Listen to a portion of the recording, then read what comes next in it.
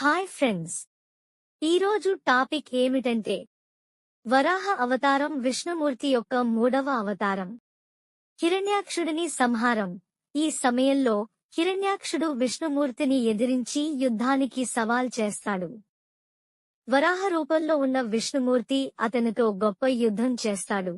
చివరికి హిరణ్యాక్షుడిని సంహరిస్తాడు.